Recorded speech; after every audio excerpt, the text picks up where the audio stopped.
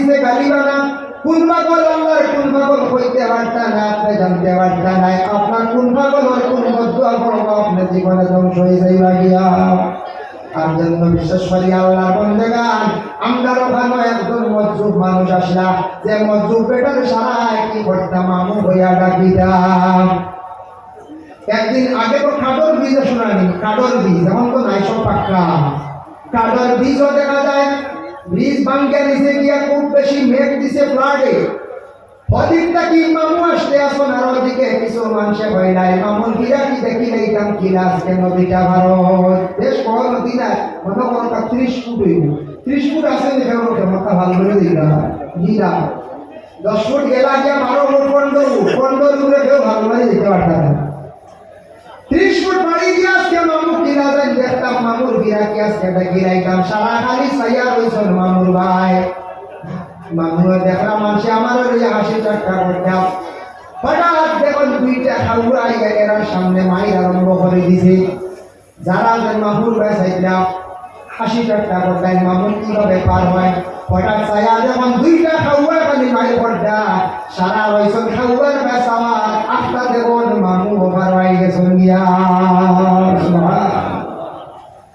ও মামুর লাগে রাখছিলেন বলছেন জি না আমরা হিজি মনে একজন সাহাব আসলে যার নাম মাহমুদুল হাসান পাগলা সাহাব বললাম এই মজুব আসলে যে আল্লাহর বন্দার জীবনে মশর টেঙ্গাইয়া রয়েছেন না বাবা আমরা কতজন আছি আলী মহল ইমাম মহল আমরা কত আছি আমরা সাধারণ শিক্ষিত মানুষ সাধারণ আমরা ব্যবসায়ী মানুষ আমরা ঘুমাইতে হইলে দামি দামি মশর লাগান না মশাই ভাই নাই আপনি আমার জিন্দগির মশর টেঙ্গাইছেন না আমরা নিজে পরীক্ষা করিয়া দেখছি আমরা জিন্দগির কিছুদিন ভাইছিলাম তার শরীরে কোনো মশা গিয়ে বসছে না মশা আমাদের দেখতে উড়ে দিয়ে দেখতাম যাইতো গিয়া সুবহানাল্লাহ এবারই লাগে মজুব সেই মজুব দ্বারা শুনেলাম কিয়ামতের দিন ময়দানে মাশর আল্লাহর কাছে একটা পরিন্দার সুরত বানাইয়া কেউ বৈশল কবুতরের সুরত বানাইয়া আল্লাহ রাখি দিলাম আল্লাহ তার নবীরে জানাইলাম ইয়া মুহাম্মদ ইরফা রাসাক সাল তুহতা ওয়া শাফু শাফা হে নবী আপনার মাথাটা আপনি উঠান বিচার আরম্ভ হয়ে গেছে গিয়া আপনার মাথাটা আপনি উঠাই আপনার উম্মতের জন্য আপনি সবাত করা আরম্ভ করবা আপনি যা সবাত করবা আমি আল্লাহ আপনার সবাত কবুল করব আমার নবী কিয়ামতের দিন বাসি বাসি কিয়ামতের দিন সবাত করবা নবীজি কিয়ামতের দিন সবাত করবা এর বিশ্বাস আছে আপনারা বিশ্বাস আছে এখন যদি নবীর দুরূদ পড়ি না নবীর নবী হিসাবে মানি না নবীর যদি অনুসরণ করি না তে আমি বললাম কিয়ামতের দিন যদি বেশ করি আউলি জাবরা হিসাবে উঠি তে নবীর বিলকুল সুন্নতর প্রতি খেয়াল নাই তে নবী তার উম্মতের দোষী পরিচয় হইবেন জি না এখন যদি মনে করেন লম্বা ফরাসি চুলে লাগে উঠে হাসরের ময়দান কিতাবত দেখা সর্বে সুদূর কিতাবত দেখলাম বা দাকাইকুল লাহবারও দেখলাম মানুষ মারা যাওয়ার পরে যে সুরতে যে হালতে মরব ও হালতে কিয়ামতের দিন উঠিব এখন যদি সুলোর ডিজাইন দেখো মরণ ও ডিজাইন দিয়ে উঠিবা কিয়ামত ওলা তার সুরত থাকবো এই নাম আমরা নবীর উম্মত বলিয়া পরিচয় হওয়া যাইব পঞ্চায়েত মুসলমান বলিয়া পরিচয় হওয়া যাইব নি জি না এর লাগি দয়া করিয়া আমরা যুবক ভাইয়াই আপনারা সুলোর দয়া করে ডিজাইনটা করা যাইবা না মুসলমানের চুল হইতো সুন্নতি চুল সুন্নতি ইব্রাহিম চতুর্দিক সমান হইয়া হাঁটকা দয়া করে এই লম্বা বিভিন্ন ধরনের ডিজাইন ফাটি এটা করেন না লাগে ফ্যাশন এটা আমরা লাগি নাই আমরা মুসলমানের লাগি না এটা হয়তো অন্য জাতিরা অন্য ধর্মের মানুষের করেন বাধা নাই আমার কোনো অসুবিধা নাই কিন্তু আমরা চুলটা হইতো মুসলমানের লাগা আমরা চুল মুসলমানই চুল কাটো হইতো আমরা নবীজির সুন্নতের প্রতি ধ্যান করতাম নবীজির জীবন আদর্শ আপনারা আমার মধ্যে থাকতেন আল্লাহর বান্দাগণ রাসূলুল্লাহ সাহাবী হযরত আবু বকর সিদ্দিক রাদিয়াল্লাহু তাআলা আনহু যে সাহাবী তাফসীরে আজিজের মধ্যে লেখছেন দেখলাম ঘটনাটা আনছেন হযরত আবু বকর সিদ্দিক রাদিয়াল্লাহু তাআলা আনহু একদিন রাসূলুল্লাহর পাশে বসা অবস্থায় হঠাৎ জিবরাইল উপস্থিত হয়ে জানান ইয়া রাসূলুল্লাহ ইয়া হাবিবাল্লাহ আপনার কাছে আসলে আপনার পাশে যে আবু বকর বসে আছেন ওনার শরীরের কাপড়গুলো খালি ছিঁড়া ফাটা তার কারণ কি বুঝলাম না। বলে হে জিবরাইল, তুমি কি জানো না আমার আবু বকর এমন সাহাবী যে সাহাবী বড় গরীব হালতে আসল। বলে এখানে বলে আমি কোন সময় কইতাম আল্লাহ রাস্তার মধ্যে খয়রাত করো, হইতে না হইতে আবু বকরে বড় কোনো কিছু রাখতা না, সারা নিয়া আল্লাহ রাস্তার মধ্যে কি বড়টা দান করিলাইটা। দিতে দিতে আমার আবু বকর সম্পদ কমে গেছে গিয়া, এর কারণে আমার আবু বকর বড় গরীব সাহাবী, তার শরীরের মধ্যে খাবারগুলো ছিঁড়া ফাটা। ওদিন জিব্রাইলে জানান, ইয়া রাসূলুল্লাহ, আমি প্রশ্ন করছি আপনার কাছে, জানতে চাইছি ছিঁড়া ফাটা সম্পর্কে, জানলাম বুঝলাম, কিন্তু আবু বকর তো সম্মান মর্যাদা জমিন তা শেষ নাই। বলে এখানে বলে হুল আল্লাহ আমার হাঁটাইছন, আল্লাহ কইছেন আমি আবু বকরের কাছে সালামটা পৌঁছাইলাম, ই সালামটাও দিছে না। হুল আল্লাহ কইছেন ও জিবরাইল তুমি যাও আমার নবীর মায়ার সাহাবী আবু বকর দেখিয়া কইও আমি আল্লাহর কাছে সালাম হতি আবু বকর দিলাইলাম। সুবহানাল্লাহ। যে আবু বকরের কাছে আল্লাহর পক্ষ থেকে সালাম আসলো, তার শরীর সিলাওয়াটা হলো। এদের নাম মজুব দ্বারা কিনা হইছে মজুব, আল্লাহর ইবাদত বন্দেগী করিয়া না কিনা তারা আল্লাহর লাগে ডাইরেক্ট কানেকশন লাগাই দিল। সিস্টেম আছে হাসরের ময়দানে মজুবক করে আল্লাহ অন্য একটা সূরত বানায়া প্রথম অবস্থা রাখি দিবা, এরা বিলকুল আমরা তাকে আলাদা থাকবা। আল্লাহ রাসূল এই সময় হাসরের ময়দানে সবাই করা আরম্ভ করবা, আসা আইয়া বা'সাকা রাব্বুকা মাকামান মাহমুদা। এই আয়াতের ব্যাখ্যা একজন মুসলিমে আরবাবে হক মুফতি ওয়াজিউদ্দিন রাহমাতুল্লাহি তাআলা আলাইহি দেখছি, ওটার ব্যাপারে ব্যাখ্যা করছেন আনজন কিয়ামতের দিন আমার নবী তার উম্মতগুলোর শফাআত করবা, তবে বেশিরভাগ এরারে শফাআত করবা যারা আযানের পরে দোয়া করছেন। সুবহানাল্লাহ। যারা আযানের মধ্যে নবীর জন্য দোয়া করছেন, ওয়া বা'সু মাকামান মাহমুদান লিল্লাযী ওয়া'আদতা, আয় আল্লাহ আমরা নবীর মাকামে মাহমুদ খান আপনি দান করো। আমরা এইভাবে আযানের মধ্যে নবীর জন্য আল্লাহর কাছে দরখাস্ত করে দোয়া করি। আল্লাহ রাসূল ফরমায় আমার যে উম্মতে আমার জন্য মাকামে মাহমুদের লাগি দোয়া করবা, আল্লাহু শাফাআতি, সেই উম্মতের জন্য শফাআত করা আমার পক্ষে ওয়াজিব হইব। সুবহানাল্লাহ। যখন আযানের পরে দোয়া আমরা করি বুঝাই দোয়া করি কেউ করি না, তবে একবারে লোক বেশি করি নাই গায় আযানের পরে দোয়াটা করবা, এই দোয়া আল্লাহর কাছে কবুল। মিশকাত শরীফের হাদিস লা ইরাদু দুআউ বাইনাল আযান ওয়াল ইকামা, আযান আর ইকামতের দরমিয়ান যে দোয়া যেটা করা হয় সেই দোয়া আল্লাহর দরবারে কবুল হয়। এজন্য এই দোয়াটা বেশ লম্বা না, এটা বেশ লম্বা, মানে এটা বাটি দোয়া আমরা করি, আমরা অবহেলা করিয়া, কিন্তু বর্তমান সময়ে আমরা কিছু সংখ্যক মানুষের লম্বা জিনিসটাকে বেশি করায়। কোন লম্বা হয়েছে নমাজ পড়া লম্ব হইলেও ডরাই, দোয়া লম্ব হইলেও ডরাই, মিলাদ শরীফ লম্ব হইলেও ডরাই, খুব ডর করে না একগুলো ডর করে। তবে লম্বা না করা খান পালা, মিডিয়াম করা পালা।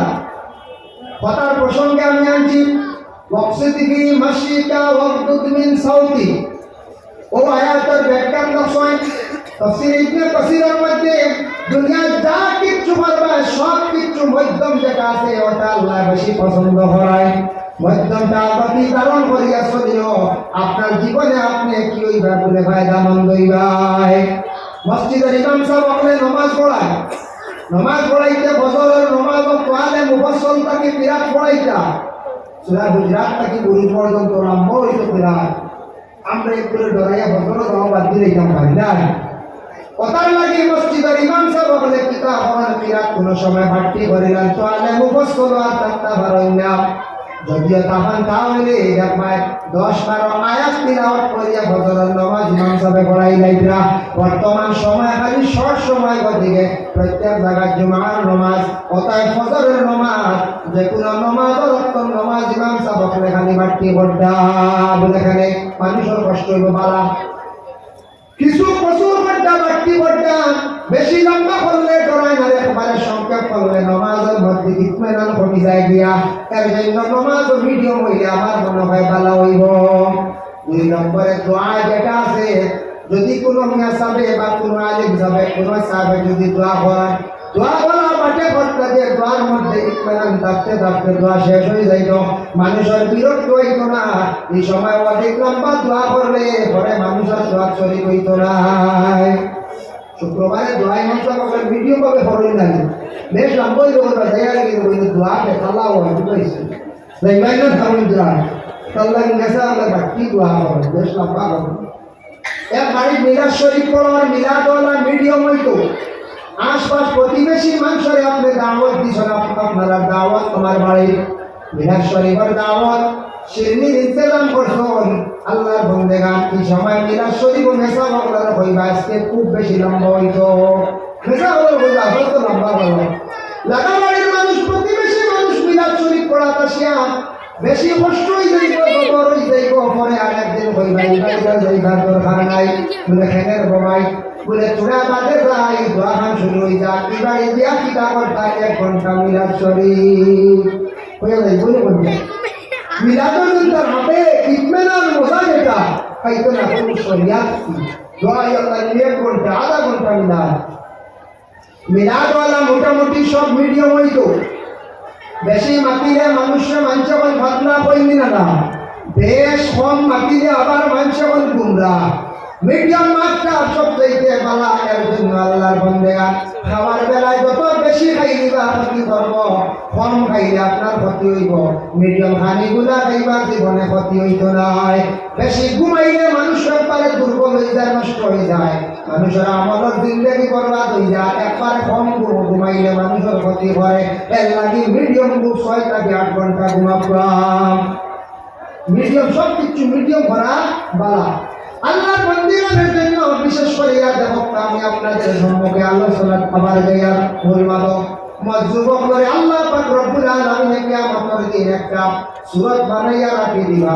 আমার নবী কইবা ও নবী আপনি চিনেন নি এরা খারা বলে জি আমি তো পুরা চিনি না, কেউ করে না বলে নবী এরা ডাইরেক্ট আমার লাগি সম্পর্ক করে রাইছে, আপনার স্মরণ আপনার উপরে ইমান আনছে ঠিক আছে, কিন্তু আপনার স্মরণ তারা কম করছে। এরা এরা কি আমার পুরো মানুষ যারা দুনিয়ার জমিন পাগলের বেশে ঘুরিছে, স্বামী ঠিক মতো খাইছে না, ঠিক মতো ঘুমাইছে না, ঠিক মতো তারা বিবাহ জিন্দগিতে করছে না, বালা বিস্তার মধ্যে ঘুমাইছে না, পাগলের বেশে সারা জিন্দগিটা কাটাই যাইছে। এরা আল্লাহ আমি আল্লাহ যত খাসে পুরো মানুষ নবী এরা সবাই আপনি করো কাম জন্য তো দিলাইলাম।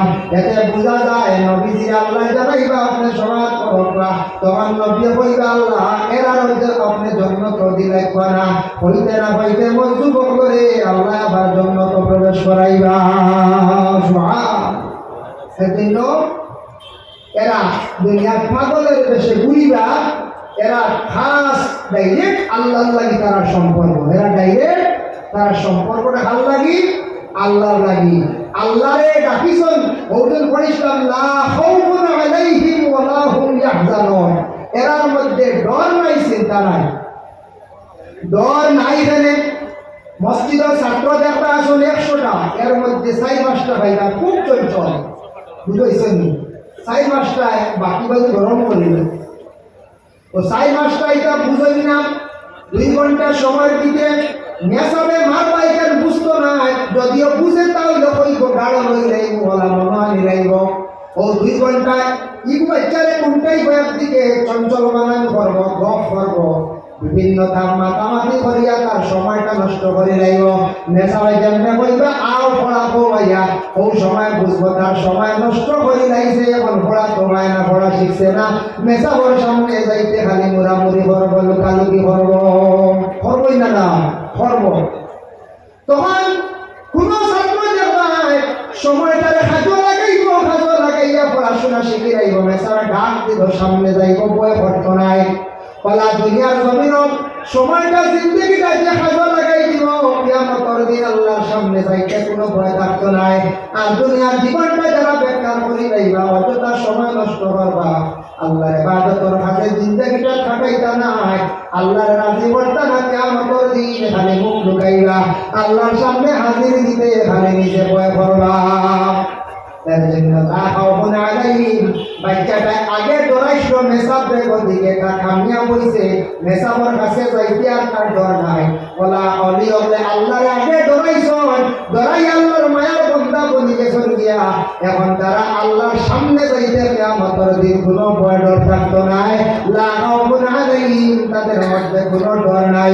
ওয়ালা হুম ইয়াহজানুন, তাদের মধ্যে কোনো চিন্তা নাই। আগে ডরাইতে লাগবো আল্লাহরে। আল্লাহর ডর ভিতরে, আল্লাহরে ডরাই গেলে ভিতরে ডর লাগা দিলে গেলে আর কোনো অসুবিধা নাই, মানুষ আল্লাহর মায়ার বন্ধা বনে দেব। তাই দেওয়ানের জন্য বিশেষ করিয়া আর সামান্য আর আগ পরে আলোচনা যায়।